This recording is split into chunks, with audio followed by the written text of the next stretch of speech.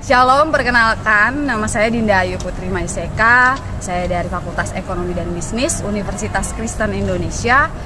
Saya dari Prodi S1 Manajemen Sumber Daya Manusia. Halo, nama saya Liberto Jonathan Nenggolan, Fakultas Ekonomi dan Bisnis Universitas Kristen Indonesia, S1 Manajemen Sumber Daya Manusia. Perkenalkan, nama saya Angelina Candida Bule dari Fakultas Ekonomi dan Bisnis Universitas Kristen Indonesia, Prodi S1 Manajemen Sumber Daya Manusia. Halo, perkenalkan saya Albert Dwi Nangataulin. Saya dari Fakultas Ekonomi dan Bisnis Universitas Kristen Indonesia. Saya dari Prodi S1 Manajemen Sumber Daya Manusia. Hey guys, kalian lagi pada ngapain nih? Lagi ngerjain tugas nih. Kalau aku sih lagi baca. Oh, baca apa toh? Ini baca artikel Pramudia Anantatur nih. Baca novelnya. Kalau kalian? Kita lagi ngerjain tugas dinamika nih. Oh, dinamika. Oh iya guys, tadi pagi saya baru baca berita nih. Berita apa tuh? Berita tentang peningkatan kualitas SDM Indonesia. Hah? Peningkatan kualitas? Iya, Emang ada apa? soalnya negara kita impor tenaga asing lagi tuh. Buset, dari mana? Iya nih, tadi saya baca ya, ada tenaga asing dari Cina. Itu 500 tenaga asing negara Cina itu masuk ke Indonesia. Padahal kan SDM kita banyak tuh. Maksudnya gitu tuh. Kenapa kita harus impor tenaga asing lagi gitu? Kita aja tenaga kerjanya banyak yang nganggur. Nah, itu jadi permasalahannya. Kenapa Kan harus Kenapa ya? impor lagi? Udah ketetapan peraturan dari pemerintah kok. Jadi ya kalau menurut aku pribadi sih ya itu udah ketetapan peraturan yang emang dasarnya kita harus mengimpor tenaga kerja asing gitu untuk investasi gitu. Jadi kalau dibilang katakan itu kan yang penting secara tidak langsung pemerintah juga nggak melupakan tenaga kerja yang ada dalam negeri ataupun Indonesia sendiri gitu. Itu kan memang kebutuhan investasi gitu. Kalau menurut saya pribadi ya. Tapi gini, kalau menurut aku sendiri, kalau memang kita mau investasi itu 500 orang kebanyakan. Ya. Karena seperti kejadian di Sulawesi, ada pabrik batu baterai buat pembuatan baterai. Nah itu mereka impor tenaga asing itu sekitar 1.000 orang. Nah maksudnya itu mereka mempekerjakan 1.000 kan buat apa banyak-banyak, sementara di negara sendiri tenaga kerjanya kenapa nggak digunain gitu. Kalau memang cerita investasi, seharusnya mereka menggunakan hanya 3-4 orang untuk mengajari tenaga kerja yang ada di dalam. Kalau dari saya gini sih mikirnya ya, benar yang bilang dari Berto, 1-2 orang aja datang ke Indonesia mengajarkan kualitas tenaga kerjanya gimana, produktivitasnya gimana. Nah jadi daripada kita membawa tenaga kerja asing masuk ke dalam negeri, lebih baik kita mengelola atau memberi pelatihan buat SDM-SDM yang ada gitu. Betul. Tapi Jadi kalau menurut saya sih gitu, kalau kita ngelatih lagi ya itu kan produknya itu udah mau ready gitu, udah mau jalan gitu. Dan itu mungkin kenapa harus 1.000 ya, itu sesuai kapasitas yang memang sesuai dengan kapasitas dari produk baterai tersebut. Pemenuhannya adalah seperti itu, tenaga kerjanya seperti itu. Dan kalau dikatakan buat datengin 1-2 orang terus ngajarin lagi, itu butuh waktu maksudnya makan waktu lama, dan itu harus kita ngajar lagi.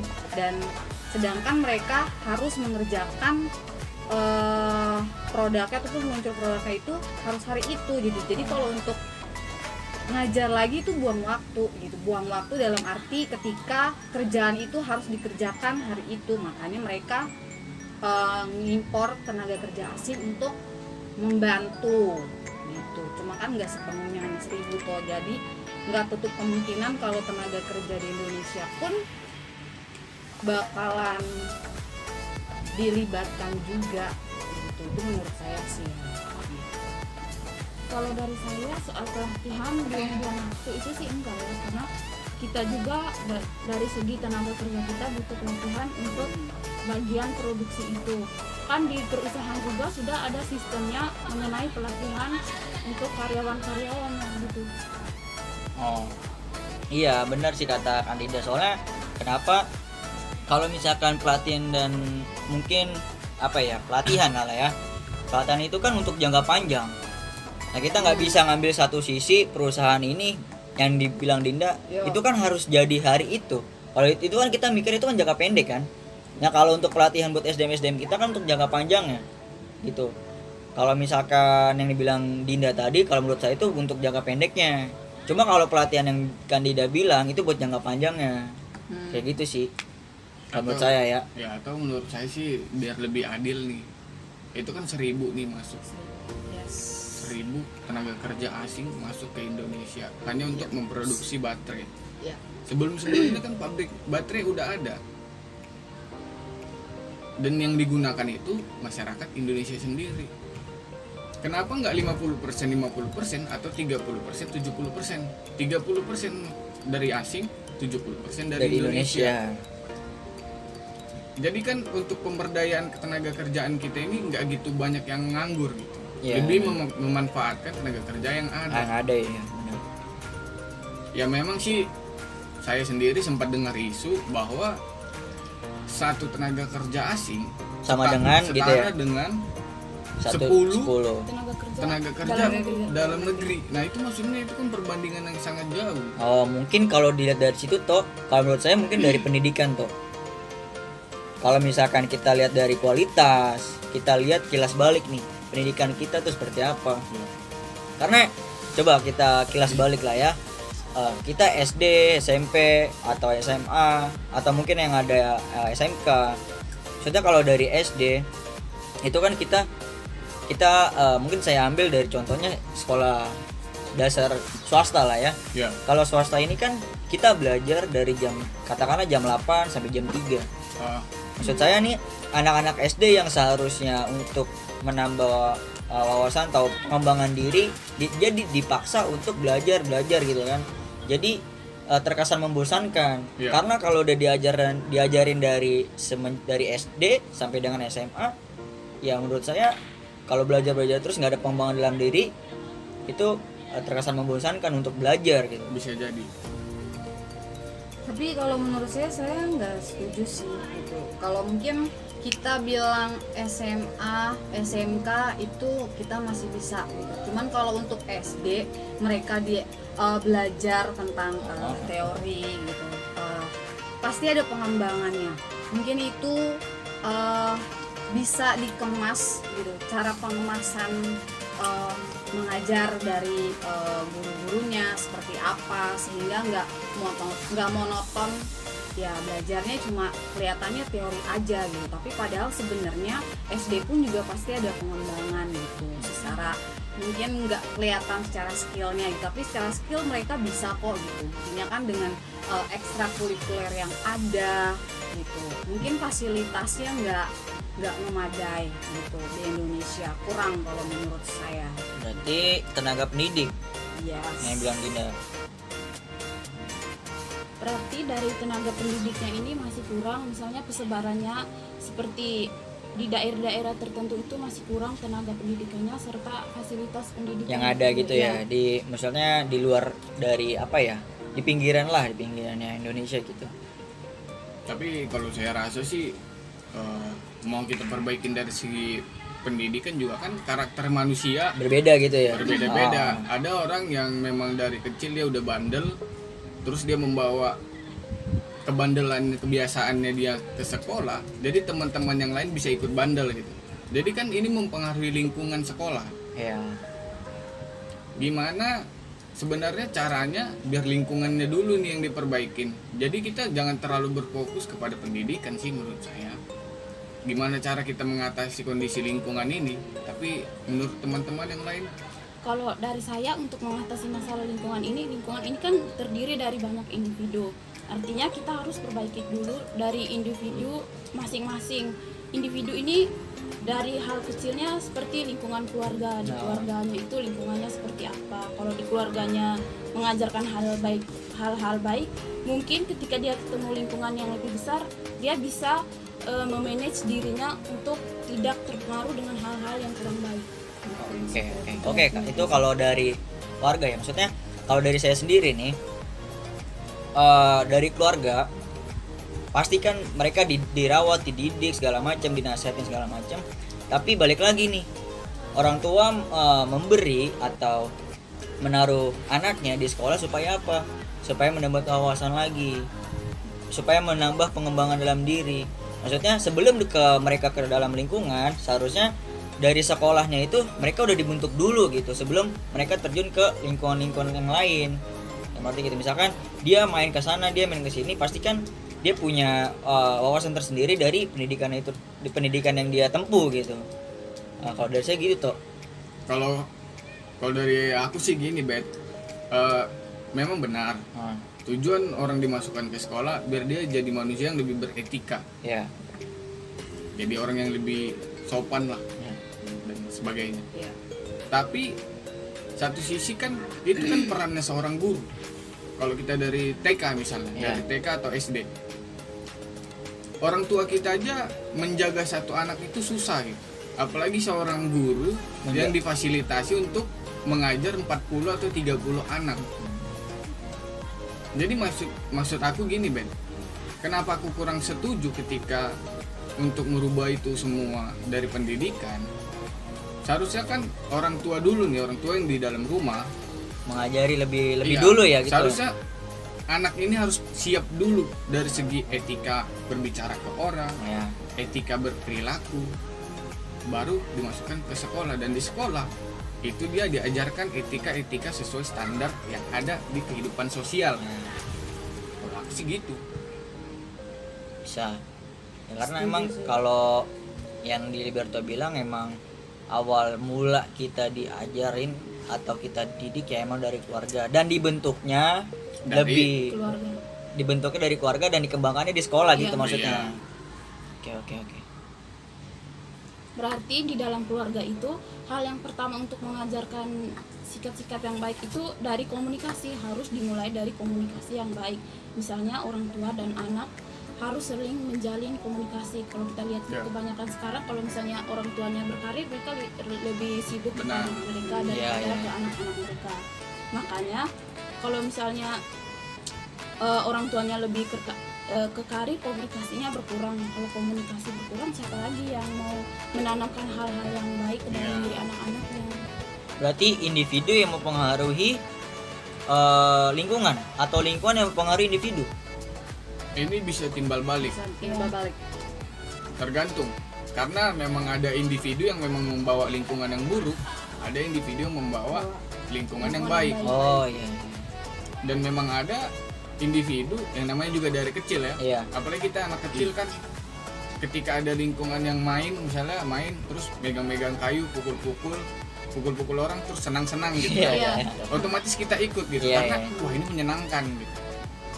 Dan ada juga ketika dia kondisi yang sama, anaknya bisa nahan gitu. Ini nggak baik. Nah, Ada yang bisa menilai begitu. Nah, itu Oh, ini benar sebenarnya- gitu ya? Iya, itu kan peran orang tua dan peran guru di sekolah sebenarnya untuk mengajarkan etika. Karena di sekolah itu sudah ada pelajaran agama, bahkan dari SMP sampai SMA itu ada yang namanya bimbingan konseling yang membimbing anak-anak itu agar sikapnya itu tidak melenceng dari norma-norma yang ada gitu ya. yang ada. Oke.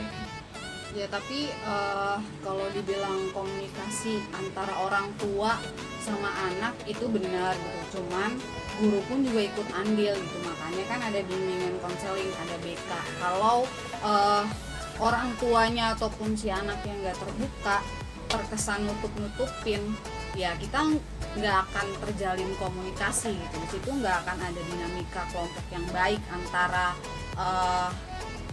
guru, anak sama orang tuanya gitu. Seharusnya 3 hal itu harus berjalan Sinkron ya. sinkron dan balance sih sebenarnya. Jadi Iya. kita bisa saling tahu karakteristik mereka nih Benar-benar. seperti apa untuk beradaptasi keluar gitu. Oke. Mungkin itu dari sekolah dasar lah ya. Ini kayak misalkan kita bicara tentang SMA atau SMK kan. Kalau menurut saya nih SMK ini kan ada pelatihan tersendiri. Bahkan mindset yang ada di anak-anak SMK, mereka lulus langsung bekerja. Berbeda dengan anak SMA. Iya. SMA teori, Ya. jadi ada praktek ya kan. Mungkin berbeda dengan IPA. Kalau IPS kan teori, kalau IPA kan mungkin ada dia belah-belah binatang atau Zat belajar tentang reproduksi segala Iya, macam, ada iya Ada gitu kan. laboratoriumnya. Maksud saya begini, yang ada di mindset anak-anak SMA itu setelah dia lulus pasti memikirkan tentang PTN. Iya, dia mau kuliah kemana? Iya, mau kuliah kemana nih aku Iya, nih? iya, benar. Mau kuliah di mana nih? Iya. Nah, sementara kalau dia anak-anak SMK, gimana caranya setelah saya lulus saya mendapatkan pekerjaan gitu loh. Maksud saya gini, kenapa gak disamaratakan saja gitu antara SMK dan SMA? Kan SMA misalkan ada pelajaran geografi, sosiologi, ekonomi. Maksud saya begini, kenapa passionnya si anak misalkan di ekonomi, udah kelasnya satu ekonomi, dia belajar tentang ekonomi gitu kan. Kalau di SMK kan tentang teknik mesin mereka satu kelas, Iya, teknik komputer mereka satu kelas. Nah begitu. Iya sih. Maksud saya kenapa nggak disamaratakan sama seperti dengan SMK? Nggak bisa lah. Gimana ya? Kalau menurut aku pribadi ya nggak bisa nggak, maksudnya hal itu dapat terjadi, bisa aja gitu. Ya, Cuman kemungkinan sulit untuk mensosialisasikannya karena memang SMA itu kan dia punya punya udah terbentuknya itu seperti itu gitu. Mereka yang lulus tapi nggak tutup kemungkinan juga gitu, dan balik lagi tergantung ke individu gitu. Jadi mungkin pola pikir dari setiap masing-masing masyarakat yang harus punya pola pikir ya sama kayak mindsetnya ke anak-anak yang di SMK gitu. Kalau lulus ya bukan hanya pikirannya untuk kuliah gitu, tapi juga Udah ada pelatihannya. ya, tapi kalau SMA kan lebih ke kejuruan, makanya mereka lebih dikelompokkan. Kalau SMA kan enggak, memang belajar secara umum kayak SMP, SD gitu. Tapi kalau untuk kayak gitu sih butuh sosialisasi lagi yang lebih lagi sih gitu kalau menurut aku pribadi. Kalau menurut aku antara SMK dan misalnya mahasiswa yang kuliah kayak kita ini, kalau yang SMK itu kan dia misalnya ada mesin, dia sudah tertuju ke pekerjaannya yang lebih ke istilahnya fisik lah, misalnya dia memperbaiki mesin atau arsitek bangun rumah gitu. Sedangkan yang SMA swasta biasa ini, kalau dia tujuannya mau kuliah, berarti di mindsetnya itu pekerjaannya kayak dosen, bagian psikologi, HRD yang lebih tidak terlalu menggunakan fisik lah. Makanya antara SMK dan SMA ini sudah ada porsinya masing-masing. Kalau aku sendiri sih mikirnya jadi kayak nggak adil. Kenapa saya bilang nggak adil? Karena yang STM, yang SMK, ketika mereka nggak bekerja, mereka bisa kuliah dengan syarat mereka dapatkan pelatihan. Sementara yang SMA, mereka nggak dapat pelatihan, fokusnya hanya kuliah. Jadi kan ini nggak adil namanya. Kenapa saya bilang nggak adil? Karena gini, ketika si SMA sama si SMK ini dipertemukan dengan kondisi sama-sama tidak berkuliah, otomatis yang ditarik SMK. Yang SMA nggak ada bekal lain kecuali bekal generalnya dia. Jadi kan di sini ada ketidakseimbangan. Karena apa? Ini kan sama aja kayak kita menanamkan mindset. Ketika kita masuk SMA, yang kita pikirkan itu kita hanya ingin, wah, habis dari SMA ini saya mau kuliah di mana ya? Iya. Sementara kalau di SMK pilihannya jadi lebih banyak. Mau kerja atau mau kuliah Iya, gitu kan. saya sebenarnya mau kerja apa mau kuliah dulu. Kalau kuliah saya bisa mendapatkan ilmu yang lebih, tapi dengan syarat saya sudah punya pelatihan. Kenapa yang SMA nggak gitu juga gitu loh? Dengan kurikulum yang sekarang, di mana SMA itu misalnya kalau kayak yang MIPA itu udah ada peminatan biologi, fisika atau kimia. Kenapa mereka nggak sama-sama diberikan pelatihan yang sama? Misalnya yang udah ngambil peminatan kimia, dia dilatih tentang kimia. Jadi ketika dia perkuliahan dia lebih fokus karena mendapatkan ilmu yang tidak diajarkan di SMA. Karena kan yang diajarkan di SMA sama yang di perkuliahan itu kan standarisasinya berbeda. Dan tingkat untuk mengeluarkan kreativitasnya pun berbeda gitu loh. Di SMA kita mungkin ada laboratorium. Itu di laboratorium kita membuat sebuah penelitian itu berdasarkan keinginan si guru. Tapi kalau di perkuliahan kita lebih bisa berkreasi, berinovasi tentang apapun. Jadi maksud saya seharusnya ini dua dibuat balance gitu loh. Ya. Biar jadi dua-duanya punya pilihan. Ya maksud saya yang saya bilang tadi, mungkin Liberto mungkin lebih jelas lah tadi ya. Karena yang saya bilang tadi kan, kenapa sih mereka ini kan udah sekolah menengah atas atau sekolah menengah kejuruan gitu kan. Yang SMK sudah diberikan pelatihan, sementara SMA nggak ada gitu. Jadi nggak balance gitu. Yang saya bilang tadi gitu, yang passionnya peminatannya ekonomi, geografi atau segala macam gitu kan, ya udah nih kelas ekonomi, ini kelas geografi, ini kelas sosiologi. Jadi passionnya dia udah terbentuk di sekolah. Kalau dia terbentuknya setelah sekolah, menurut saya telat. Itu udah, maksudnya pelatihan yang udah dibentuk dari sekolah itu menurut saya yang paling utama.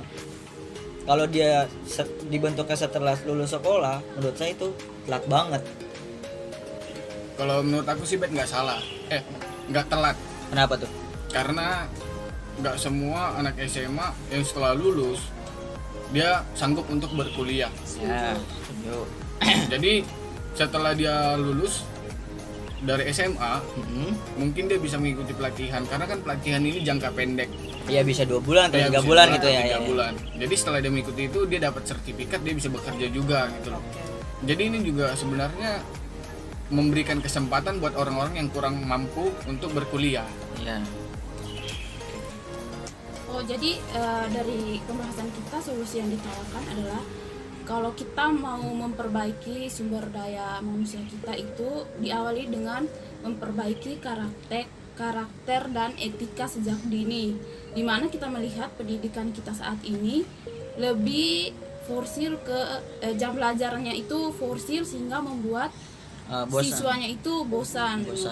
Dan juga untuk pemerintah mungkin bisa mengganti sistem belajar di mana bisa menciptakan kesan belajar yang menyenangkan sehingga siswa itu motivasi belajarnya menjadi Terus lebih ada kuat. gitu ya. lebih tinggi sih. Setuju sih sama Karena sarannya ya, dia. saya juga setuju sih. Iya, Karena emang setuju sih. kalau emang nggak terbentuk dari pelatihannya dari pemerintah sendiri ke tenaga pendidik, mungkin itu udah telat. Iya. Jadi ya semoga saran kita nanti bisa dilaksanakan ya. Istilah karena kita generasi penerus toh. Dan Keren. juga kita yang melaksanakan. Thank you buat informasinya. Oh ya, thank you Bet buat informasinya. Iya, Jadi sama-sama. Iya, Informasinya. Ya, ya, Jadi ya. bahan diskusi. Sama-sama. kita jadi punya pembahasan Iya. bermutu ya kan.